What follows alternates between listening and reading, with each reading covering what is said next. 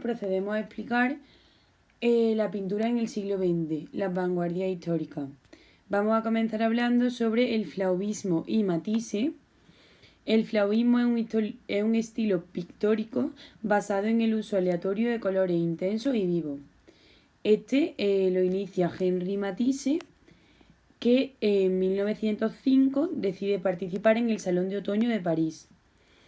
De esta manera agrupan todos sus cuadros en una misma sala junto a Blanquin y a Derain.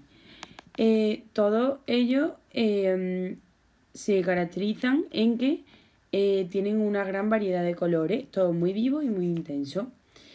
De las obras de Matisse aquí podemos apreciar tres. La primera es Lujo, Calma y Voluptuosidad. La segunda, La mesa servida. Y la tercera, La habitación roja. En este autor también destacó la obra La raya verde, en la que aparece una mujer con una raya entre medias verde. Es un retrato. Y también tenemos más obras de él, como puede ser La danza, La música, que vemos que son obras muy parecidas, aunque son figuras que están haciendo otras actividades. Y El estudio rojo. Luego también podemos apreciar el expresionismo alemán y Kandinsky. Este que vemos en la foto es Kandinsky. Y el expresionismo consiste en expresar una emoción intensa, distorsionando la forma y el color. Esta tendencia es una constante en el arte alemán desde la Edad Media. En 1905, 4 estudiantes que rechazaban el impresionismo crean un grupo denominado Die Brücke, el puente, en español, o sea, traducido, creo que se dice así. Cogen este nombre de una obra de Nietzsche, el cual le inspira para todo esto. Y aquí tenemos obras de Kandinsky, que fue un ruso que se llamaba Vasily Kandinsky, que tenía 45 años cuando se embarca en esta aventura. Y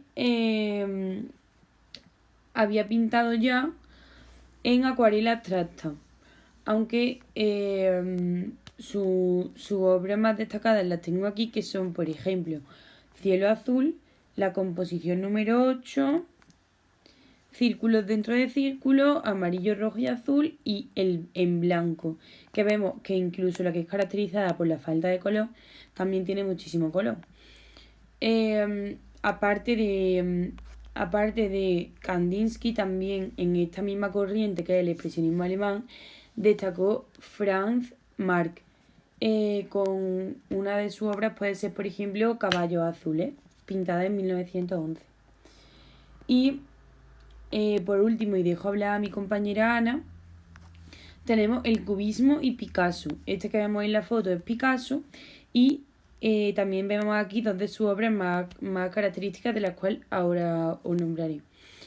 El cubismo consiste en descomponer las imágenes en figuras geométricas para que reflejen simultáneamente varios puntos de vista. Dicho de otra forma, el cubismo reduce a cubos la figura, el objeto o el paisaje.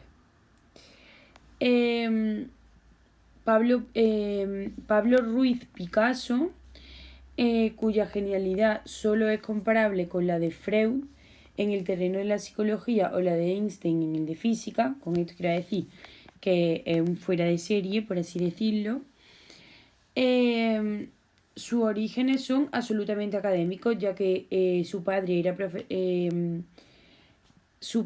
era profesor en la Escuela de Arte y Oficios de Málaga, y tras él estar un periodo en La Coruña, se instala en Barcelona, desde donde frecuenta una cervecería.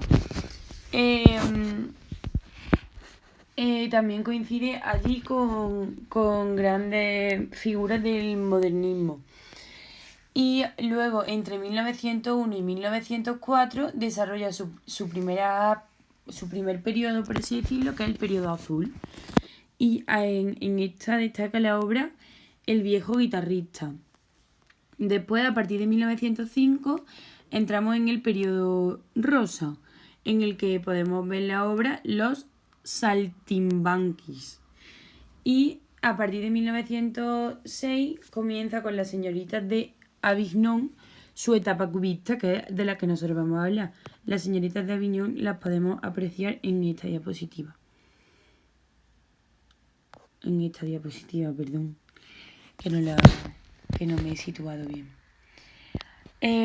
Vale, luego estuvo en el cubismo desde 1906 hasta 1917, pero aquí dentro se pueden distinguir dos fases. La primera es el cubismo analítico, que se centra en el paisaje y en la figura humana, como por ejemplo el niño con paloma. Es la diapositiva que tenemos a nuestra derecha. Y la otra fase es el cubismo sintético. En el cubismo sintético se tiene como base el collage, que el collage consiste en una mezcla de muchas figuras o fotos, como puede ser la lección, que es la que tenemos aquí en medio, o mesa frente a la ventana, la que podemos apreciar a la izquierda. A partir de 1916 recupera la presencia humana, el color y vuelve a diseñar decorados y vestuarios para ballets rusos. Existen obras como Los Tres Músicos, que es esta que tenemos aquí en medio, y es pintada en 1921. Estamos ante la segunda versión, aunque de este hizo dos. Luego, en 1923, centra su mirada en el lenguaje clásico de Rafael Sanzio y destaca la flauta de Pan y el arlequín. Y en 1937 recupera el cubismo y pinta el Guernica, que es uno de los cuadros más famosos de este autor. Y ahora ya os dejo hablando con mi compañera Ana. Podemos considerar que el dadaísmo es el antiarte, un posicionamiento contra la belleza, contra las leyes de la lógica y contra la sociedad establecida. El nombre del movimiento nació el 8 de febrero de 1916, en Zúrich, un curioso local de mezcla del club literario, galería de exposiciones y sala lateral. Allí se reunían muchos refugiados de distintas nacionalidades, que se beneficiaban de la neutralidad suiza en la Gran Guerra. En uno de sus manifiestos proclaman que están en contra de la sífilis política, astronómica, artística, parlamentaria, agrícola y literaria. Lo que buscan siempre en su obra es gesto, siempre que ésta vaya contra la sociedad establecida y sea lo más escandalosa posible. Recurren con frecuencia a la ironía y al absurdo. El precursor del movimiento será el francés Michel Duchamp. Michel Duchamp nació en 1887 y se murió en 1968. En 1913 construyó Rueda de bicicleta, en la que este objeto aparecía encima de una silla de cocina, lo que definió como un objeto de la vida cotidiana promovido a la categoría de arte por la voluntad del artista. El propio Duchamp define esta obra como ready-made. Dicho de otra forma, convertir objetos corrientes en obras de arte. Un ready-made a la inversa sería usar un Rembrandt como tabla de planchar. Una de las obras más importantes de este tipo es La Fuente, un urinario de porcelana blanca que firmó en nombre del señor Muth, conocido como fabricante de artículos sanitarios. Más adelante retocó una fotografía de la Gioconda, le colocó perilla y bigote y la rotuló con las iniciales LHO-Q. En francés, ella tiene el culo caliente. Muy sonada y significativa en cuanto a su idea de despojar el arte en toda solemnidad.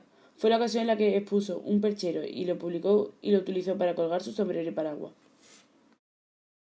El surrealismo se puede definir como un lugar psíquico desconocido para la conciencia, o, dicho de otra forma, como el conjunto de los contenidos reprimidos que son mantenidos al margen, apartado de la conciencia.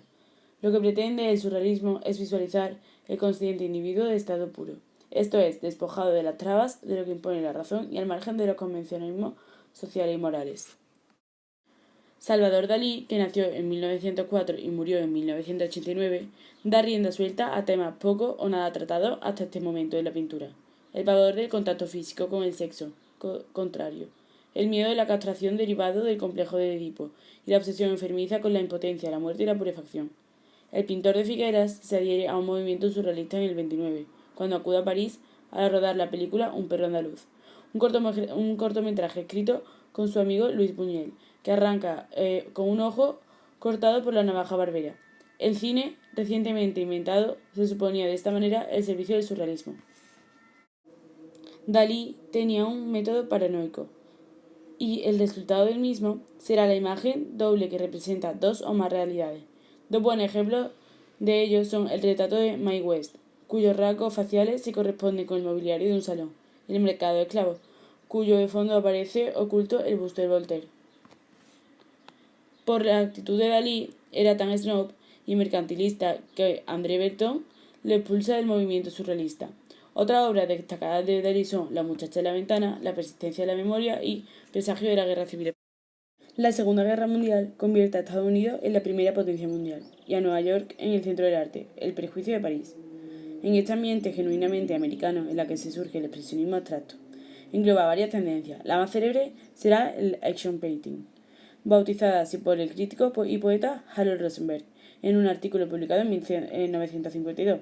Cuando Rosenberg escribe su artículo en la revista Art News, está refiriéndose a Pollock, a de Kooning y a Cain, tres pintores muy interesados en el acto físico de pintar.